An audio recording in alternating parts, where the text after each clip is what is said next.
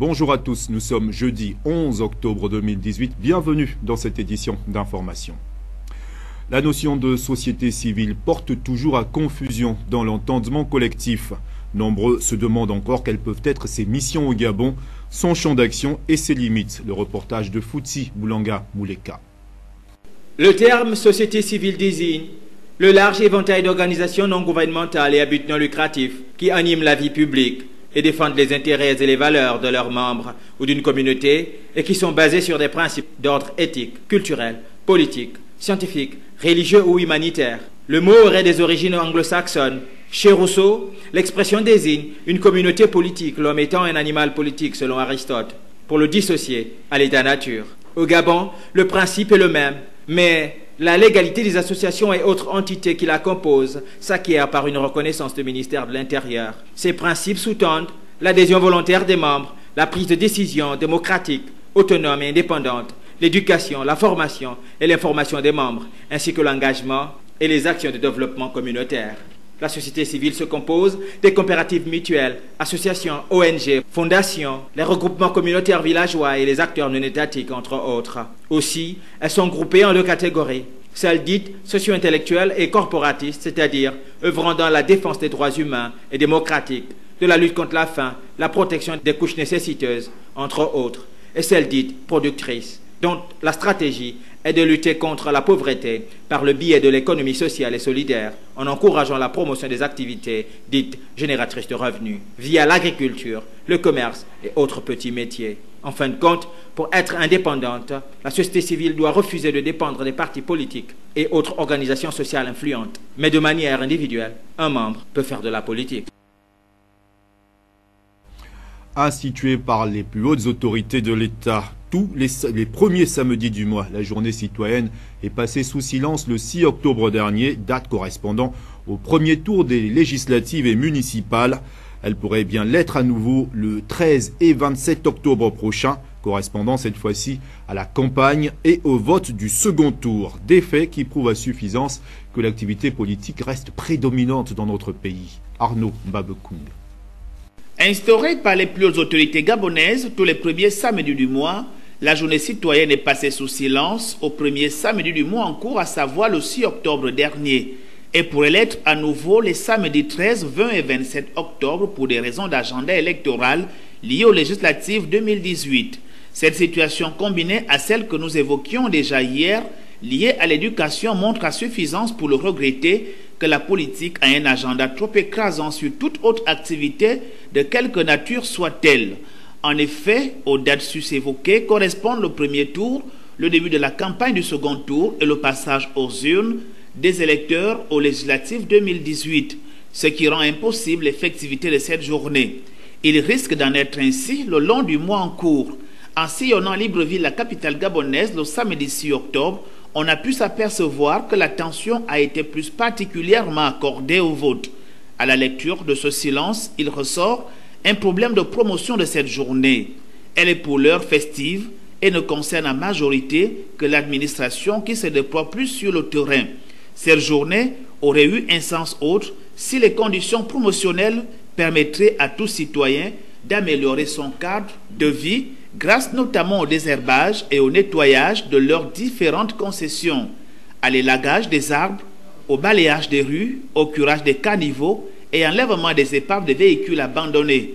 Aucun de ces impératifs n'étant mis en pratique, alors l'effort doit être maximisé autour de la communication concernant la journée citoyenne afin d'inciter le maximum de personnes à y participer.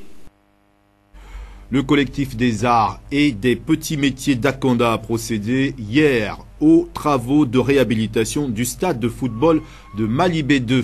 Une infrastructure sportive qui jadis a toujours fait la fierté des jeunes de cette partie du pays. Euphrem Biogoezo. Ces images prises il y a quelques heures montrent une pelleteuse en action procédant au nivellement de l'aire de jeu du stade de football de Malibé 2, histoire de redonner une cure de jouvence à cette installation qui jadis permettait aux jeunes de cette partie de la commune d'Akanda de se retrouver autour d'un divertissement, à l'exemple du football. Le travail aujourd'hui sur le terrain, c'est parce que ce stade nous appartient. Nous sommes jeunes d'Akanda, on est au premier arrondissement. Bon, c'est seulement que beaucoup veulent s'emparer de ce terrain. Nous, jeunes de Akanda, du premier arrondissement, on n'est pas d'accord de ça. Une initiative appuyée et soutenue par les femmes du collectif des arts et des petits métiers d'Akanda qui ont bien voulu aider cette jeunesse qui très souvent est confrontée à diverses difficultés d'ordre infrastructurel censées les regrouper autour d'un idéal commun, dont la pratique de certaines disciplines sportives, lesquelles concourent non seulement au bien-être social, mais aussi à la santé physique de chaque individu. Nous, en tant que maman d'Akanda et responsable du collectif des petits métiers, nous voulons donner un bon vivre à cet environnement afin de valoriser la localité économiquement, socialement et financièrement. Je vous remercie. Nous venons ce matin sur ce stade afin d'arranger ce stade pour nos enfants. Tout simplement parce qu'ils ont besoin d'un lieu de distraction et cet endroit leur appartient. Donc nous sommes là pour l'avancement de cette œuvre afin d'aider les enfants d'Akanda à avoir un lieu de distraction. Jusqu'à notre départ des lieux, les représentants du collectif des arts et des petits métiers d'Akanda ainsi que les heureux bénéficiaires, à savoir la jeunesse de cette circonscription administrative, assistaient au déroulement de la réhabilitation de cette infrastructure sportive mise dans les oubliettes par certains et rénovée par ceux-là qui pensent et œuvrent au rayonnement de cette commune de plein exercice. C'est connu de tous, certains établissements scolaires de la capitale ne répondent pas aux normes hygiéniques et généralement ce sont les élèves qui en payent le lourd tribut. C'est le cas à l'école publique de Mombwe 1 et Mombwe 2. Othman Aldo Mabunda. L'état des lieux de certains établissements scolaires est alarmant, comme c'est le cas ici à l'école publique de Mombwe 1 et 2. La prolifération d'états d'immondices est plus que visible, lesquels accueillent les visiteurs dans les environs et au sein même des établissements, qui pourraient constituer sans nul doute un danger pour la santé et la réussite des enfants, malgré la réaction de l'association des parents d'élèves. Moi, je suis ancien parent d'élèves ici. Et dans cette école, il y a toujours l'APE qui existe. Et eux qui s'occupent des toilettes, du nettoyage et tout. Il y a toujours les élèves aussi avec les enseignants qui fournissent des efforts pour que les établissements soient toujours propres. Par exemple, je suis de Mombwe 2 et là-bas il y a vraiment une façon, je peux dire, les enseignants se mobilisent pour maximiser la propreté dans l'enseignement de l'établissement. Dans le périmètre de cette circonscription scolaire, on constate que cette cour est quasi impraticable en saison de pluie, l'état insalubre très avancé, mais aussi un garage anarchique de véhicules pouvant faire office de refuge des malfaiteurs. Bien que les causes d'insalubrité varient parfois selon les acteurs dans les établissements, on constate également l'insuffisance du matériel et équipement d'assainissement. En effet, la majorité des parents estiment que la cause de cette insalubrité est due au manque de poubelles et latrines en état de fonctionner, qui pourrait permettre à ces élèves de jeter les ordures dans les bacs et fréquenter les latrines sans crainte aucune. Mais cela n'est pas le cas, c'est-à-dire en termes de praticabilité et d'accessibilité pour les enfants et du mauvais état de ces derniers. Par exemple, sur l'usage des toilettes, les enfants se plaignent des mauvaises odeurs et du manque d'entretien.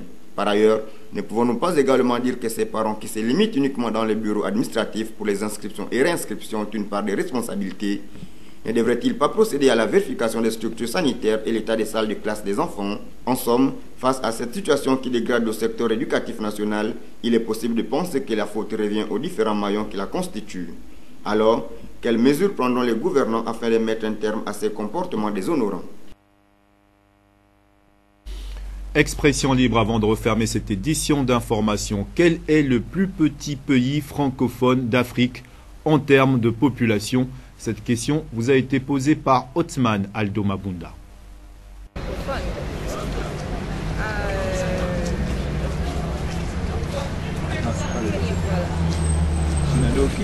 J'ai envie de dire la Guinée équatoriale, mais bon, ils sont hispaniques. Je dis peut-être Togo. J'arrive. J'ai aucune idée. Le plus petit pays d'Afrique. Il faut demander au plus intelligent.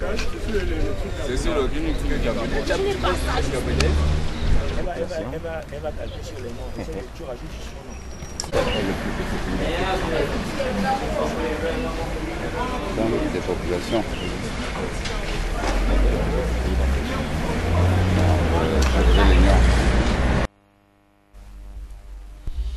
Voilà, en termes de population, le plus petit pays francophone d'Afrique, en termes donc de population, n'est autre que le Gabon, avec 1 800 000 habitants.